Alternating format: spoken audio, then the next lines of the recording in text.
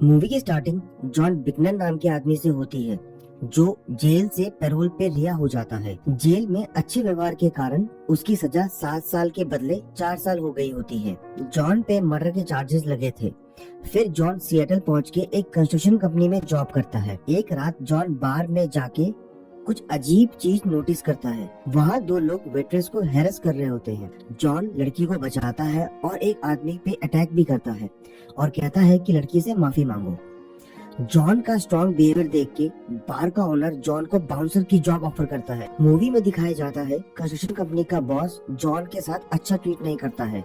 John चुपचाप काम करता है और वापस चले जाता है। फिर बार में 2 आदमी शराब पी के लड़ रहे होते हैं। जॉन उन दोनों की लड़ाई छुड़ाता है और दोनों को बाहर निकाल देता है। जॉन की पावर के आगे कोई उससे पंगा नहीं लेता। जॉन का पावरफुल एटीट्यूड देख के उसे एक और नया जॉब ऑफर होता है, पर जॉन उसे खुशी खुशी ठुकरा देता है। अगले दिन कंस्ट्रक्शन साइट पे काम करते समय एक औरत जॉन से मिलने आती है। उसका नाम वेरोनिका होता है। वेरोनिका वो औरत है जिसके हस्बैंड का मर्डर जॉन ने पास्ट में किया था। वेरोनिका कहती है, मेरी वजह से तुम्हें पैरोल मिली है, क्योंकि उसने ही कोर्ट में एप्लीकेशन दी थी जॉन को पैरोल ग्रांट करने के लिए। जॉन उसे थैंक्स बोलता है। वेरोनिका कहती है उसकी एक छोटी सी बच्ची है, उसकी हार्ट ट्रांसप्लांट सर्जरी होनी है, उसको जॉन को उसकी मदद करनी चाहिए। सर्जरी में $2.5 लाख का खर्चा आएगा। जॉन उसे कहता है, मेरे पास इतने पैसे नहीं है वेरोनिका, पर वो कोशिश करेगा पैसे जुटाने में। नेक्स्ट सीन में बार वेट्रेस जॉन को पैसे काउंट करने के लिए बोलती है, जिसपे जॉन पूछता है कि वो आदमी कहाँ मिलेगा जिसने उसे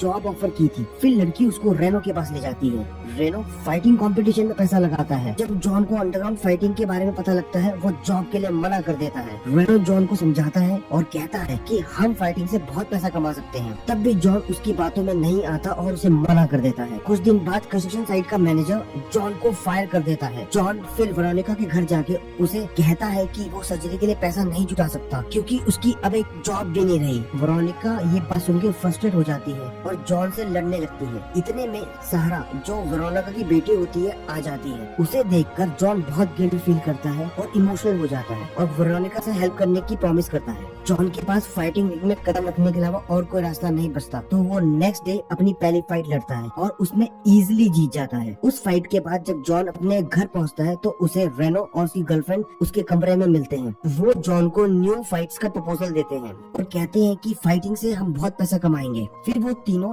डेकॉन के पास जाते हैं। वो एक इन्वेस्टर होता है। रेनो चाहता है डेकॉन जॉन को लड़ाई करने का मौका दे, क्योंकि वो रिंग में बहुत अच्छा परफॉर्म करता है। लेकिन डेकॉन का कहना है कि वो जॉन पे भरोसा नहीं कर सकता, क्योंकि उसके पास कोई लॉन्ग टर्म गारंटी नहीं है। ना ही जॉन के पास पैसे हैं, ना ही जॉन के पास पास्ट एक्सपीरियंस है। अगले सीन में नेस्टर रेनो से मिलने आता है। नेस्टर ने रेनो को पैसे उधार दे रखे थे, पर रेनो उसके पैसे नहीं चुका पा रहा था, तो उसने अपने लड़कों को ऑर्डर दिया था रेनो को मारने के लिए। लेकिन जॉन बीच में आके उन सबको रोक देता है और नेस्टर को एक फाइट के लिए प्रपोज करता है और कहता है कि जो जीतेगा वो डबल पैसा लेके जाएगा फाइट से। लड़ाई शुरू हो जाती है और जॉन नेस्टर के आदमी को हरा देता है और बहुत अच्छी फाइट लगता है। अब जॉन और रेनो के पास डेकॉन को देने के लिए पैसे भी होते हैं और नेक्स्ट फाइट लड़ने का एक्सपीरियंस भी होता है। फिर जॉन वेरोनिका से मिलता है और उसे बताता है कि वो बहुत मेहनत कर रहा है पैसे जुटाने की। वेरोनिका को बस थोड़ा पेशेंस रखना होगा और सब्र करना होगा। फिर रेनो और उसकी गर्लफ्रेंड के बीच में कुछ अनबन होती है। वो कहती है कि जॉन उन्हें ज्यादा पैसे कमा के नहीं देगा। रेनो उसे बोलता है, कोई बात नहीं, जितना पैसे कमा के देगा हम उसमें ही खुश रहेंगे, क्योंकि हमारे बहुत उधार है। फ्रैंकी कहती है कि जॉन ने पास्ट में मर्डर भी किया है, उस पर पूरा विश्वास नहीं किया जा सकता। फिर रेनो उसे समझाता है कि उनके पास और कोई रास्ता नहीं है, सिर्फ और सिर्फ जॉन पे विश्वास करने के अलावा। जॉन ये सब बातें सुन लेता है और चुपचाप वहाँ से चले जाता है। फिर जॉन काफी लड़ाइयों में हिस्सा लेता है और सब जीत जाता है। फिर जॉन रेनो की गर्लफ्रेंड के पास जाता है। रेनो की गर्लफ्रेंड उसे ट्रीटमेंट देती है।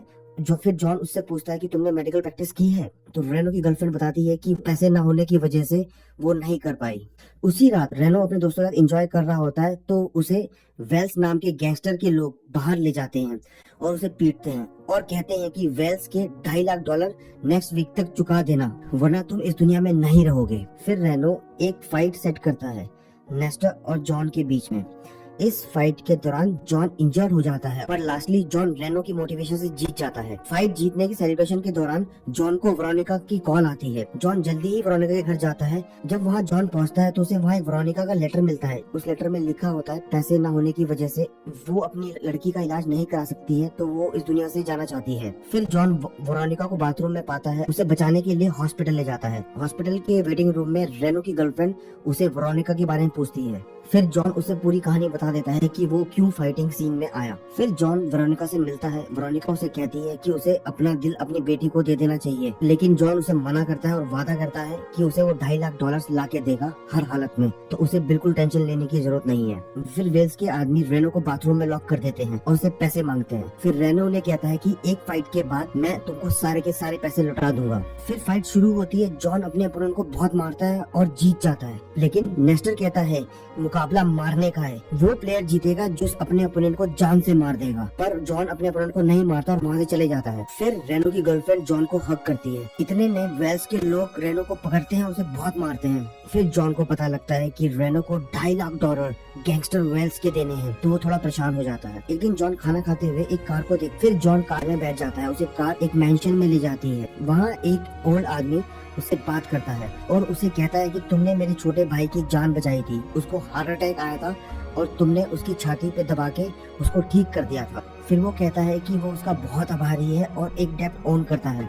फिर जॉन उसे अपनी मजबूरी बताता है और बताता है कि उसे एक छोटी बच्ची के लिए $2.5 लाख चाहिए, जिससे कि उसका हार्ट का ऑपरेशन हो सके। फिर बातें करते हुए जॉन को पता लगता है कि गैंगस्टर वेल यही ओल्ड मैन है, तो ओल्ड मैन उसे कहता है कि उसे वो $2.5 लाख दे देगा। वेल जॉन को 2 ऑप्शन देता है। पहला ऑप्शन रेनो के $2.5 लाख उधार चुका दे या फिर $2.5 लाख से छोटी बच्ची का ऑपरेशन करा दे। जॉन ने रेनो की मदद करने का फैसला किया और रेनो की सारी डेब्ट चुका दी। फिर जॉन वेरोनिका को अपने घर ले जाके अपनी स्टोरी बताता है कि उस दिन क्या हुआ था। उसने बताया कि उसने जानबूझ के उसके पति को नहीं मारा, बल्कि सेल्फ डिफेंस में उसका पति उससे मारा गया। फिर जॉन डेकॉन को भी ढूंढने गया उससे मदद लेने के लिए, उसे वहाँ से भी मदद नहीं मिली। जॉन अपने घर वापस आया और सारी चीजें पैक करने लगा। जब रेनो और उसकी गर्लफ्रेंड जॉन से मिलने आते हैं, वो उसे थैंक्स बोलते हैं सारा कर्जा उतारने के लिए। फिर रेनो एक कॉल ले लेता है, उसमें एक फाइट शेड्यूल हो जाती है। फिर जॉन और एक उसके अपोनेंट के बीच में फाइट शुरू होती है।